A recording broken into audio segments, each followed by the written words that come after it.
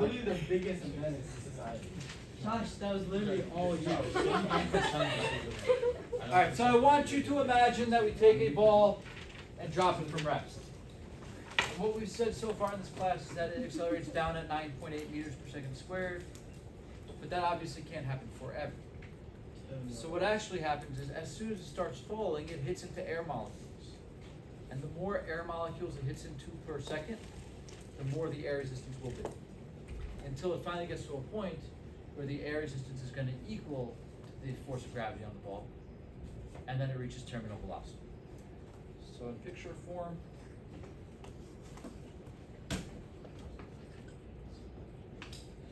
there's a force of gravity on the ball. Initially, it's not moving yet.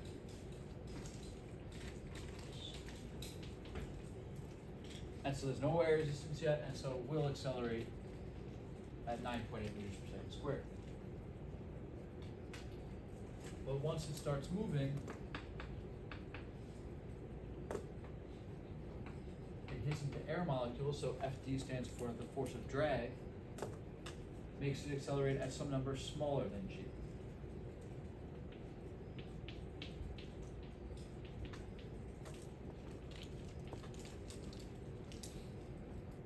But it's still accelerating, so it's still getting faster.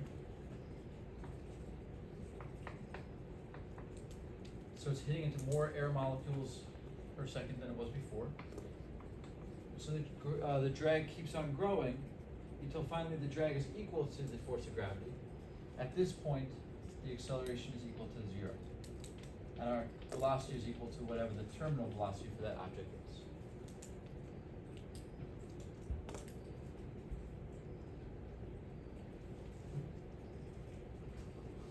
Now this drag force depends on the ball hitting into air molecules, and so the faster it goes, the bigger the drag force. But there's actually two different models we use that describes the drag. In certain situations, where the air or the fluid flows nicely around the ball in this orderly way, we call this laminar flow.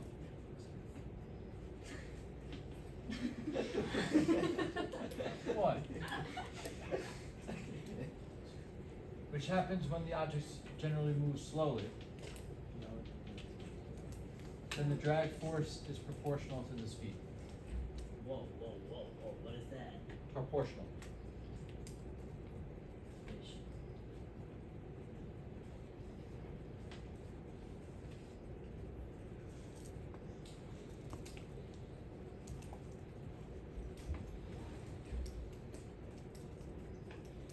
Is that good?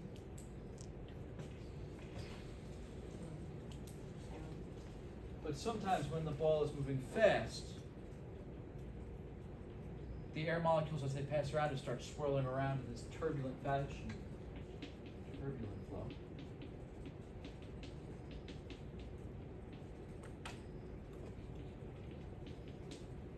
And there, a better model for the drag is that the drag is proportional to the velocity squared. It's actually a little bit more complicated than if it's going slow or fast. It has also to do with the viscosity of the fluid, the shape of the objects, and things like that. But for this lesson, let's deal with a slowly falling ball, a ball that we can model drag as proportional to the speed it's moving through the air. Josh had a question. Oh, isn't laminar flow like when you have like a liquid that flows? Oh. That like looks like it's not flowing. It doesn't, no. So laminar means that it's flowing in an orderly way, smooth way. And it doesn't have to be a liquid, any fluid it could be. So it could be a liquid or a gas. Y'all ever try lifting the movement No? What? So what I'd like to do first is find the terminal velocity.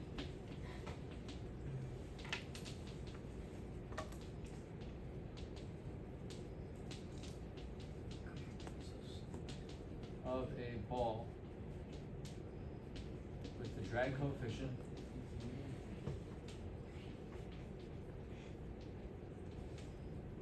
B and a mass M is dropped from rest.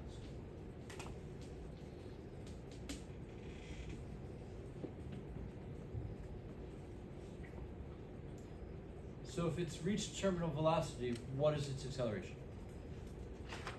Josh? 0. 0. So start with a free body diagram like this. Write the sum of the forces, set it equal to 0, and see what the drag force would be. Now that letter B is called the drag coefficient. Here I said the drag is proportional to V. And so I can say the drag is equal to a constant times V. That constant is B, the drag coefficient. So going down, we have the force of gravity. Going up, we have the drag coefficient times the velocity. So like I said, this object is going to follow the model where the drag is proportional to V.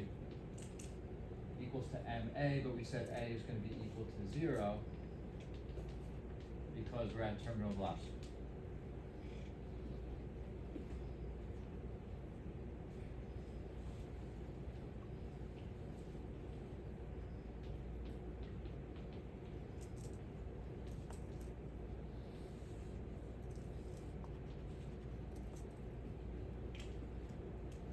Is that a G?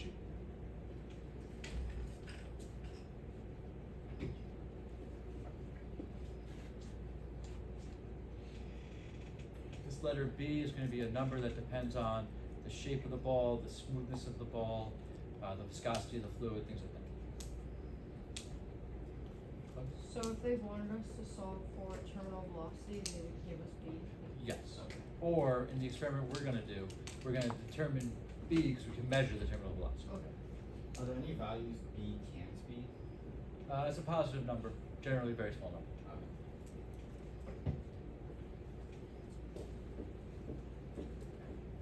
Alright, so that wasn't so bad, but all we found is the speed that the object will eventually get up to. Now I want to find the speed of this object as a function of time.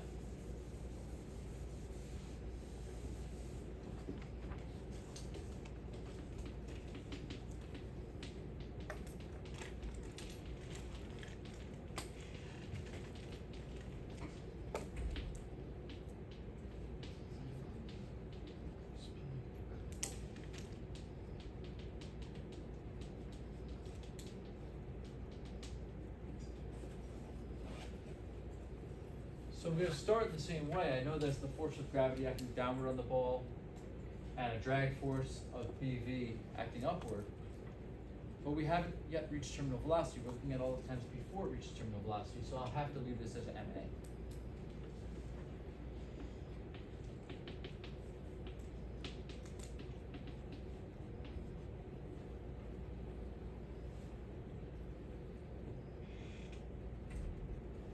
We have two variables here.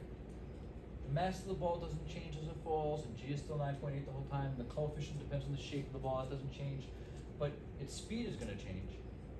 And as its speed changes, that drag force changes, and so the acceleration is going to change. You have a fire blanket and a firebox, right? Yep. Okay, thank you. So both these are variables, we have to put them in terms of each other. And so I don't want to have a V and an A, I want the A in terms of V. So what can I write for A? dV dt. dV dt.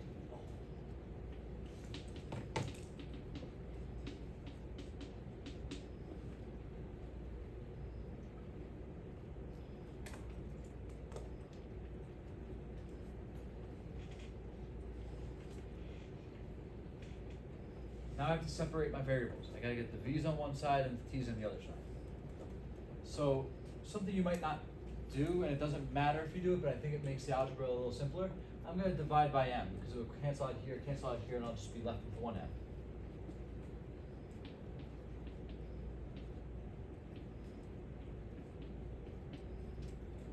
And now I'll multiply t to one side and divide this to the other side, and I get dv over g minus b over m v equals dt. If you didn't do this divide by m thing, it doesn't make a difference. It just makes the algebra fit in a little bit smaller of a space. Wait, what did you just do? So I brought the t to one side, and I brought this to the other.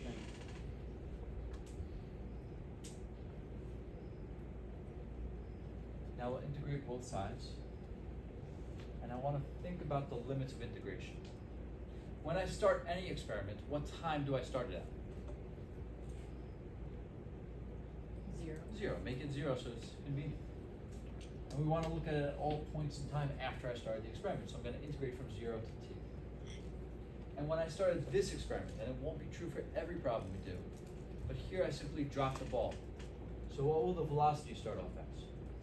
0, and go to some future speed. The right side is a simple integral. The left side is going to require u substitution. So let's let u equal to g minus b over mv. When we take the derivative, du, derivative of g, which is a constant, is 0. And so I get negative b over m dv. And so when I replace dv, I'm going to replace it with negative m over b du.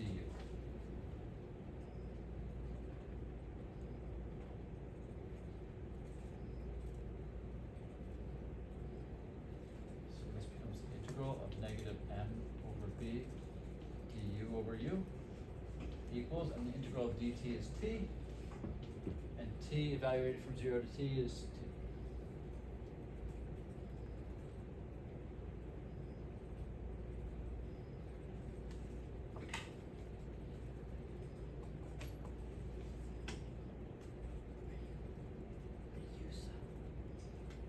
Do we remember what the integral of du over u is?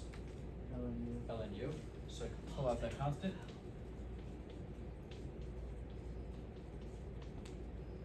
I'll bring this negative m over b to the other side just to make the left side a little simpler. And I'll replace u with what u was. U was g minus b over m v. Don't forget we're evaluating from 0 to v.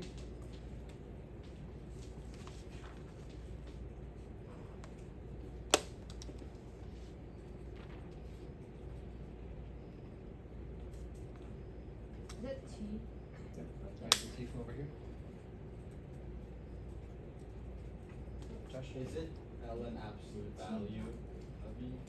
It is. Okay. Not going to make a difference here when we plug the numbers. Okay. Yeah. What's up there? Is that just negative bt over m?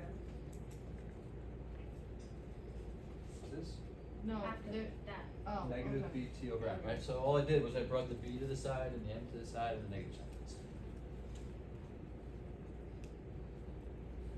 So here I have ln of g minus b over m v minus ln of g equals negative bt over m. I plugged in a v minus I plugged in a 0. Okay, Clay. No, I think I'll edit you out if you have a question. no, I don't need to edit me out. I think I know what you mean. Yeah, no, I do. I'm gonna go with Just if that. I went from 0 to 3, I'd plug in 3 and then I'd plug in 0 and subtract the two answers. So here I'm plugging in v for v, I'm plugging in 0 for v. But there's a better way to write two ln's that are subtracted. Divide them, right? So I can make this as ln g minus b over m v over g.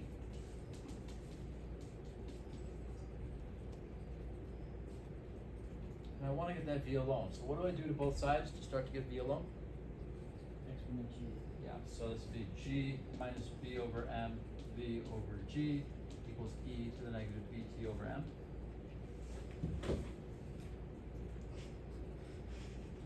I'll multiply by g.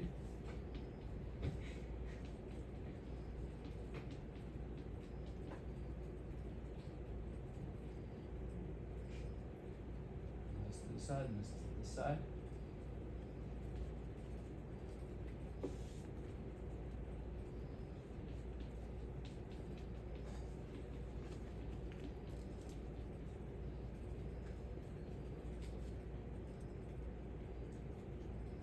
Multiply by m and divide by b.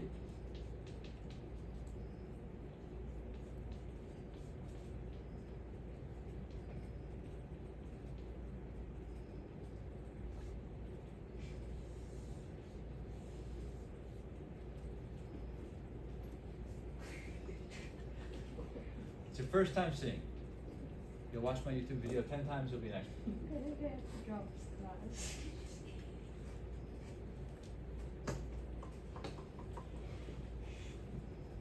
Definitely. Oh. Take a minute, look at it, see if you understand all the steps I took. I know you couldn't do this on your own yet, but in time you will. You lost me when we started doing calculus. Yeah, facts. Isaac. Could you go over like how you did the derivative, the integral again? Yes. So, over here I saw a dv in the top and a v in the bottom, so I knew it was going to be something to do with the natural log. But I can't Wait, do... how do you know Why? that? Why do you know Because that? I only know a few integrals so far. Okay. I know like cosine and sine, and I know 1 over x dx is ln x. Yeah. Oh, It's also okay. the energy. So, out of all the integrals I know, that's the one it looks most like. It's not going to be a power rule, Alcyone exponents, things like that.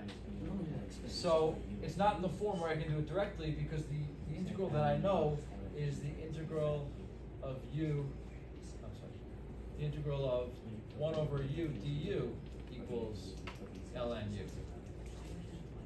That's the one that I know from when we first started back calculus. So what I have to do is get it into that form by calling the bottom u, taking the derivative of that, so I can see what dv should be called in terms of u. And so now I can plug in u for the denominator, but I have to plug in negative m over b du for dv. Oh, so that we can get it to du over. Right. And now when I pull out a constant, which I'm always allowed to do, I end up with du over u, which is that integral that you know. Gotcha. That'll be the That same. makes more sense. Why do we need bounds? What? Why do we need bounds? Otherwise we'll have these plus c's that I'm not going to be able to deal with. So got enough letters. But isn't it, so you don't need them, it just makes it easier? Makes it easier, and we know what the initial conditions are. We started it from rest at time equals 0. Wouldn't velocity at 0 also, wouldn't the plus c also be 0? Maybe I'd have to look at the equation and get it and see if when we plug in a c of 0 and a t of 0, do we get a v of 0? And we're gonna end it with c's on both sides if you want to do that. Oh wait, actually it would just, you would have ln of g would be the c, right? Say it again? Wouldn't ln of g be the c? Yeah. Because you plug in 0 for b. Yeah, so it's not 0, right? I think it's the same thing. Alright, in any event, when I work my way to this answer, we know what the answer should be under 2 time conditions. When time equals 0, what was the speed of the ball? 0. Let's see. V of 0 equals mg over b. 1 minus e to the 0 is 1. 0. well, e to the 0 is 1. 1 minus 1 is 0. And so we get 0. It works. And what's the other time where we know the speed of the ball? Terminal. At infinity.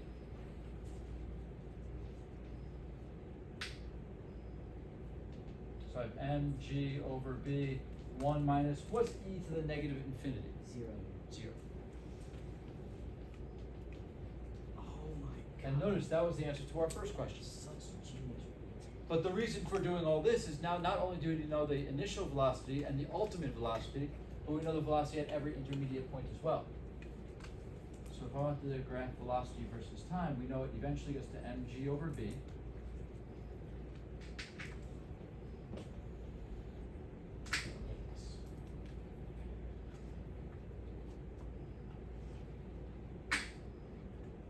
And so it never actually reaches that terminal velocity, it just gets closer and closer and closer to that terminal velocity. How do you get the negative dt over That's coming back from here. Remember I plugged in for the v negative m over b du?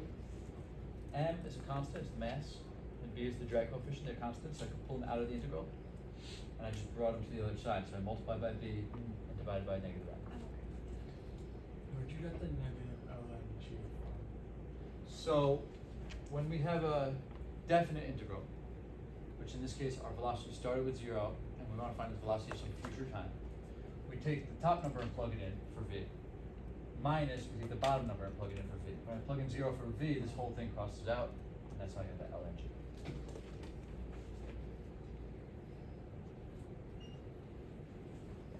Any other questions? Is this something we're gonna do, like, do You have to be able to do this, yes. Which is why I'm willing to record it, so you can watch it 100 times before the test.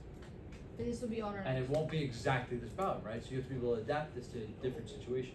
This is the drag for an object that's dropped and gravity acts on it as it falls down. But I can think of other situations like a car that's moving through the air horizontally and the engine's applying the forward force instead of gravity is applying the downward force and the drag's pushing backwards. So you have to not only be able to do this, but understand how you might manipulate it for another situation.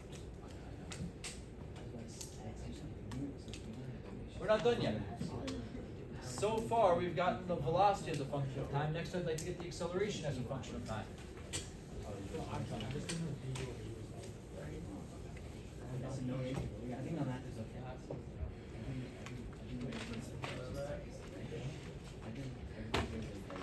Oh. Gosh, it's gonna be all of Being that I just got the velocity as a function of time, does anyone have a suggestion on how I might be able to get the acceleration? Take the derivative. I'm on a roll today. Like he's a multivariable. Oh, he's back at it. Josh. No, it's because he knows more math than us. YouTube subscribers, please find Josh, throw hands. Don't be afraid to be. He's gonna cut you out. That's not complicated. Is he gonna go to that effort of 100%. editing this whole video? If you just talk the whole time. Yeah, if I talk, if I continue this talk, you can't cut. Sound canceling microphone. It won't hear you. No! I didn't notice Oh, you're that. wearing a mic. I didn't realize that. He's mic'd up. we need a, wait, so what about questions? We need an audience mic for Every us. question you've asked, I've repeated. Damn. Every Can we get an Okay, audience mic? so one step ahead. we're going to take the derivative of our answer to what the velocity is as a function of time. I wrote it with the mg over b distributed in. What's the variable in this equation? T. So what's the derivative of a constant? Zero. 0. I don't have to worry about that part. I just have to worry about the derivative of this part.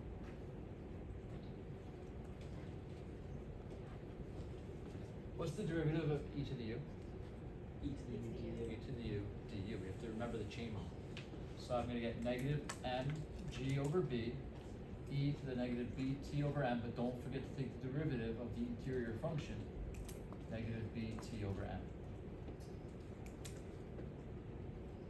What's the derivative of negative bt over m? That's a simple power rule. It's t to the first times t to the 0, right? So you're just going to get negative v over m.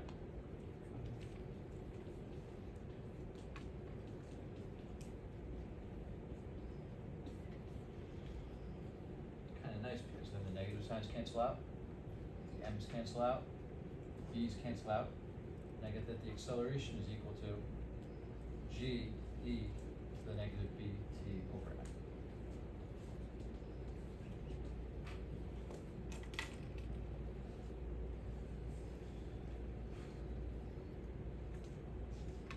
You said that the M's and the B's cancel out. Right, because I ended up with a b in the numerator. Yeah, and yeah, yeah. denominator. I just want to make sure I wasn't missing anything. The M's and the B's.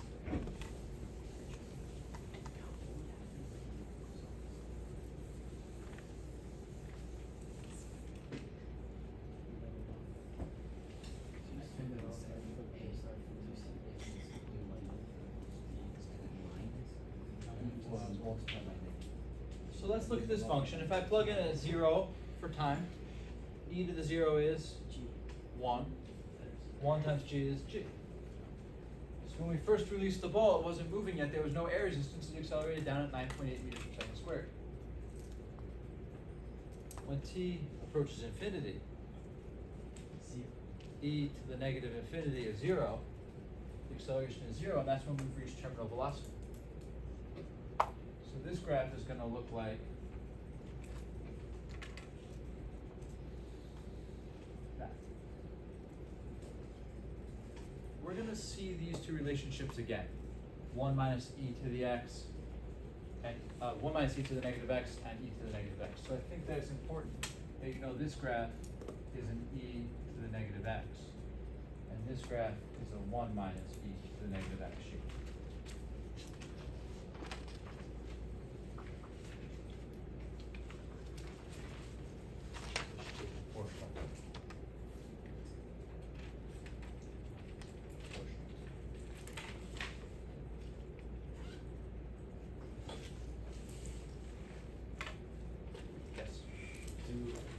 your students learn how to do this?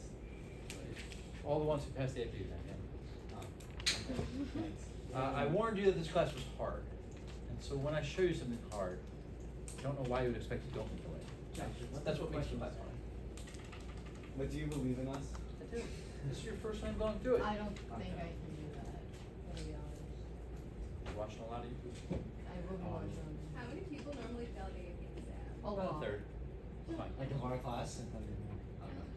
I felt like. Well, the whole other class could fail, so it'll be fine. Minus like. We just have to beat A third of the class fails, not passes. Yeah, that's what fails me. No, I didn't hear what he said. Yeah, I said 2/3 pass and 1/3 fail. For both I'll be tests? For both, that's.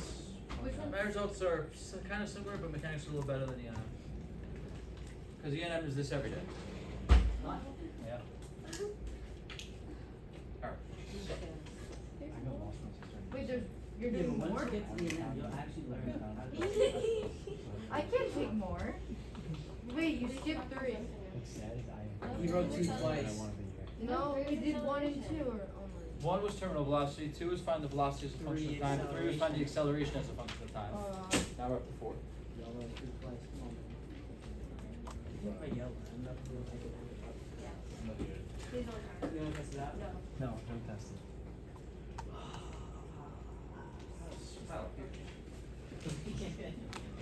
Sorry, my dog is in the background. Are you gonna like? Yes, and it like sits so loud. My dog. Beware, it's her headphones turned Oh, down. Or more. Yeah. You should have one of those. I'll be the dog. I got the dog with me. Cooper, I don't want to hear you say shh. You do it on the jet. That's a slow terminal Sorry. velocity. I'm lying. Your Nah, beer's it's not the good gonna chalk. like that. Don't worry, it's not the good chalk. Let's say 9.0. Yeah. Why do you use that white chalk and not the other white chalk? What's What the other white chalk? There's no. Is fancy there no white white chalk in that? No, it's just colors. That's not a scam. You should get fancy white chalk. We should get it for him. We should. Chloe got the sponsor.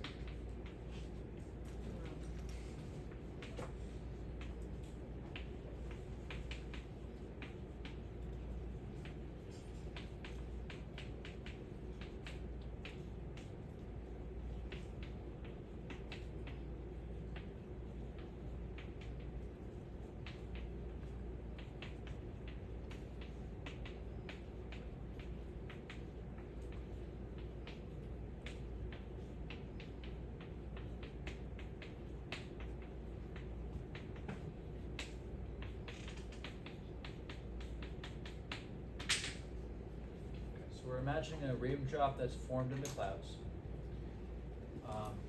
The terminal velocity of 9 meters per second is reasonable for a raindrop, and the mass also 3 times 10 to the -5 kilograms. So it starts from rest in the cloud and then falls towards the earth. Find the drag coefficient, and then how much time after it's released from the cloud will it reach 63% of its final velocity time. Look back at the equations you derived and see which ones might help you to find B and which ones might help you to find this time. Is the initial velocity 0? Yes. Is How do this you not know? like Because I someone- told you that in my Okay. talk. Isn't this what we just did? Well, you're going to use the equations that we just got to get a numerical value for B and a numerical value for the time when it reaches 63% B. Do you have to derive? You're going to get numbers for this. Should we still derive it again? No, you have the derivation right before. Oh, is it on the reference table? No. You gotta know what it really So on the test, we have to derive it. Yeah, the first part 1 would be derived, part 2 would be usable.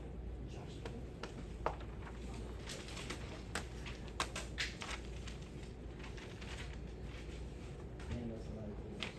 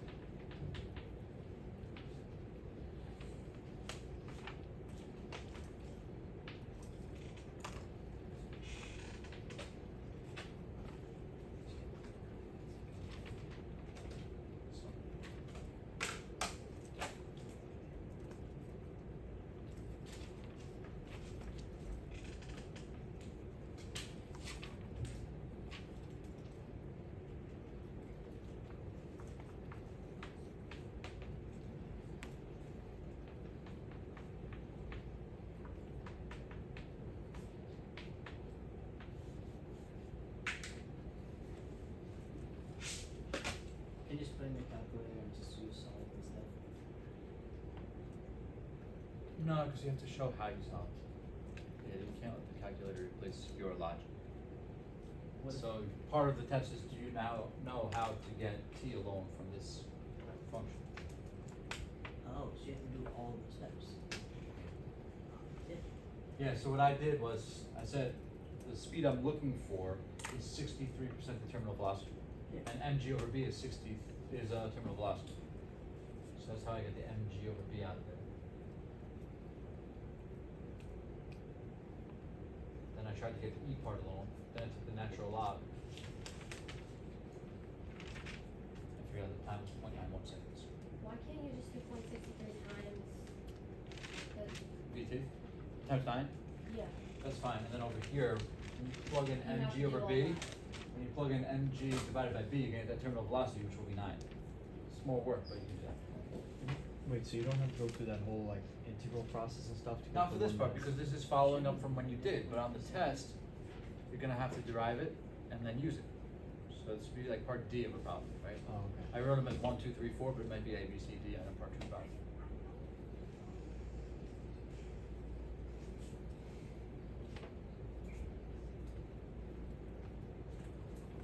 If B is a coefficient, why does it have units? So coefficients can definitely have units. The coefficient of friction doesn't have units. But a coefficient just means a number that when multiplied by some variable gives you another number. It's a number that's not going to change in the problem, but it definitely can have units.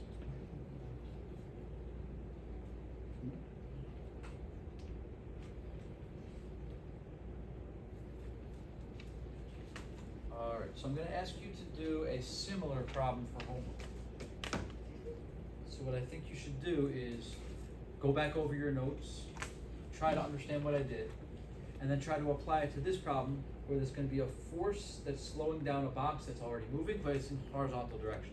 So it's different than a free fall problem. It's not mg that's speeding it up. In fact, this thing will only get slower from the point where it started. It starts with an initial velocity, and then air resistance slows it down. So think about the limits of integration there. It wouldn't go from 0 velocity to some future velocity. It would go from its initial velocity to some future velocity. That would be small. Does it ever get more difficult than this, or is this just like a consistent thing? This will be consistent all through lectures of the But like, does it ever get more difficult? Oh, no, you'll get smarter. Okay. Hopefully. No promises on that. When is this due? Tomorrow. Yeah, but like, I didn't wake up today and it's What if I like can't do it? What makes you not be able to do it? If I don't know how to do it?